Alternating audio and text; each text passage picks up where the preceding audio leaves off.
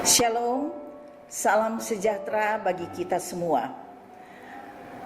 Today's sermon pada hari ini kita akan membaca dan merenungkan di dalam Injil Matius pasal 5 ayat 13 sampai ayat yang ke-16. Demikian bunyi firman Tuhan. Judul perikopnya adalah Garam Dunia dan Terang Dunia. Kamu adalah garam dunia. Jika garam itu menjadi tawar, dengan apakah ia diasinkan? Tidak ada lagi gunanya selain dibuang dan diinjak orang. Kamu adalah terang dunia. Kota yang terletak di atas gunung tidak mungkin tersembunyi. Lagi pula orang tidak menyalakan pelita lalu meletakkannya di bawah gantang, melainkan di atas kaki dian sehingga ia menerangi semua orang di dalam rumah itu. Demikianlah hendaknya terangmu bercahaya di depan orang, supaya mereka melihat perbuatanmu yang baik dan memuliakan Bapamu yang di sorga.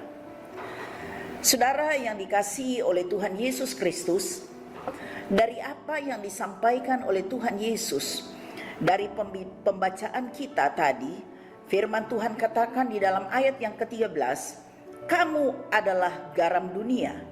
Dan kemudian ayat yang ke-14, Tuhan Yesus berkata, kamu adalah terang dunia. Saudara-saudara, ini berarti bahwa kita ini sebagai orang percaya punya potensi untuk mempengaruhi dunia, potensi untuk mempengaruhi lingkungan di mana kita berada. Sebagai garam, pastilah dimanapun kita berada, kita bisa menjadi berkat bagi orang lain. Baik itu dalam kata-kata kita, dalam sikap kita, dalam perilaku kita, serta tindakan-tindakan kita. Saudara-saudara, kita bisa melakukan banyak hal yang baik sehingga hidup kita bisa dinikmati oleh banyak orang dan dapat diteladani. Itu sebagai garam.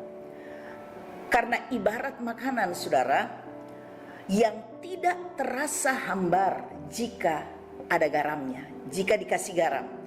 Jadi demikian makanan itu bisa dinikmati oleh banyak orang sebab ada garam di dalamnya. Begitulah kehidupan kita. Kita adalah garam dunia. Artinya sekali lagi bahwa dimanapun kita berada, di sana Tuhan dipermuliakan. Di dalam ayat yang ke-18 bagian akhir, di situ dikatakan bahwa tujuan kita sebagai garam dan terang dunia adalah agar supaya orang bisa melihat perbuatan yang baik dari kita, kemudian orang memuliakan Bapa di sorga. Saudara-saudara yang dikasihi oleh Tuhan, Yesus juga berkata kita sebagai terang. Sebagai terang pastilah kita juga bisa menjadi saksi-saksi Kristus, bukan hanya melalui kata-kata kita, yaitu dengan menceritakan kebaikan-kebaikan Tuhan, tetapi kita buktikan juga dengan cara hidup kita yang bisa mencerminkan kasih Kristus, sehingga orang lain bisa mengenal Tuhan, bisa mengenal Allah kita, dan memuliakan Allah yang kita sembah dalam Yesus Kristus. Ibarat bulan, saudara, bulan itu sebenarnya gelap. Tanpa matahari, bulan tidak bisa memancarkan cahaya ke bumi. Jadi bulan itu sebenarnya gelap. Kita adalah orang-orang berdosa. Kita adalah orang-orang yang sebenarnya tidak memiliki terang. Tetapi Yesus berkata bahwa kalau kita percaya kepada Dia, maka kita bagaikan bulan yang diterangi oleh cahaya matahari. Saudara yang dikasihi oleh Tuhan, maka kalau ada cahaya ya yang dipancarkan ya pada bulan, maka bulan itu juga akan memantulkan cahaya itu ke bumi, sehingga bulan itu terlihat indah, terlihat terang ketika malam hari, dan bumi juga menjadi terang ketika ada bulan. Saudara-saudara yang dikasihi oleh Tuhan, nah begitu juga terang Kristus pasti akan memancar dari hidup kita jika kita sungguh-sungguh hidup di dalam Kristus dan beriman kepada Dia.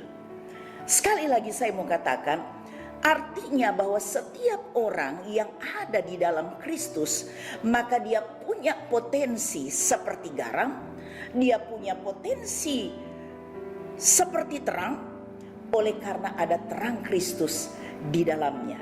Di dalam kita ada terang Kristus yang memancarkan dimanapun kita berada, sehingga orang bisa melihat terang Kristus itu dalam hidup kita. Saudara yang dikasih oleh Tuhan, ada kata-kata bijak dari Saint Gregory the Theologian. Mungkin saudara-saudara ini adalah para teolog di salah satu institut teologi atau dalam satu pendidikan sekolah Alkitab, saudara ya.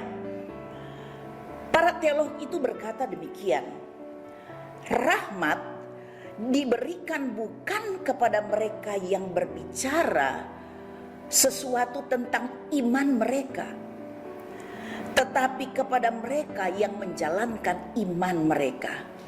Saudara, saya katakan sekali lagi, para teolog ini mengatakan rahmat ini tentunya adalah anugerah dari Tuhan.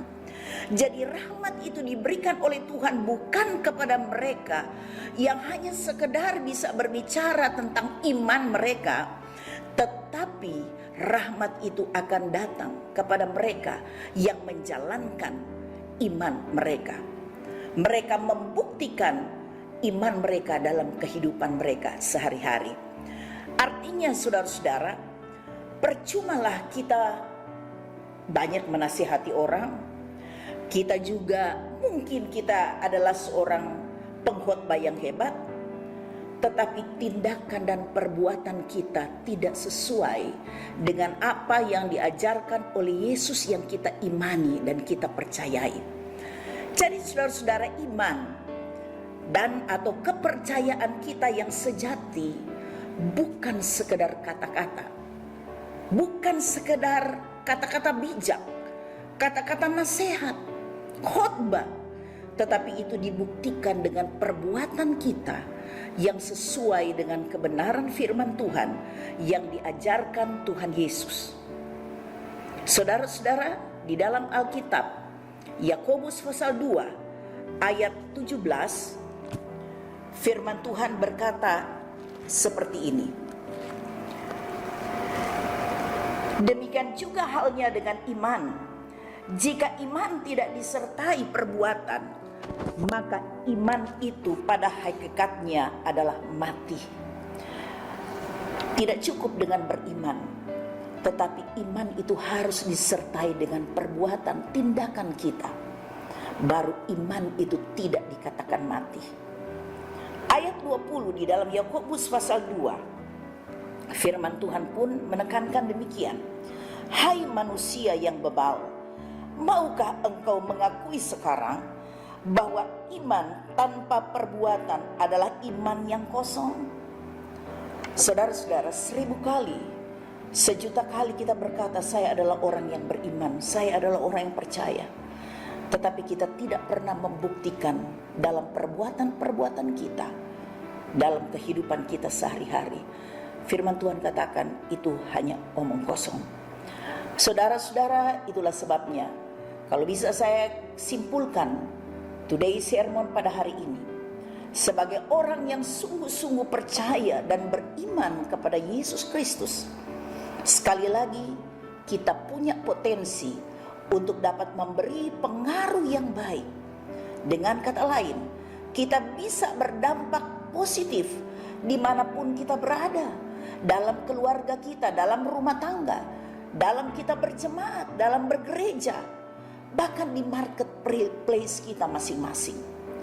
Dan kemudian gunakan potensi kita sebagai saksi-saksi Kristus yang hidup, dan juga kita bisa menjadi motivator dan inspirator bagi banyak orang, bukan provokator, karena kita adalah garam dan terang dunia. Tuhan Yesus memberkati kita semua. Mari kita berdoa. Terima kasih Tuhan. Sekali lagi firman Tuhan menyadarkan kepada kami bahwa kami ini adalah garam dan terang dunia yang harus memberikan dampak yang baik dimanapun kami berada dalam keadaan apapun. Bukan hanya sekedar kata-kata Tuhan, bukan hanya sekedar nasihat, tetapi biarlah perbuatan tindakan kami, kata-kata kami juga dapat menjadi berkat bagi banyak orang, sehingga orang dikuatkan, sehingga banyak orang akan memuliakan Tuhan karena mereka mengenal Kristus yang ada dalam hidup kami. Berkati kami semua Tuhan, penuhi kami dengan hikmat Tuhan, mampukan kami Tuhan, agar kehidupan kami sungguh-sungguh dapat memuliakan Tuhan dalam keadaan dan situasi apapun. Terima kasih Roh Kudus, sekali lagi hamba berdoa untuk setiap telinga yang sudah mendengarkan firman Tuhan. Biarlah kami bukan hanya sebagai pendengar, tetapi kami boleh menjadi pelaku-pelaku firman Tuhan. Terpujilah Tuhan Yesus kekal selama-lamanya. Dalam nama Yesus kami sudah berdoa, kami mengucap syukur, haleluya, amin.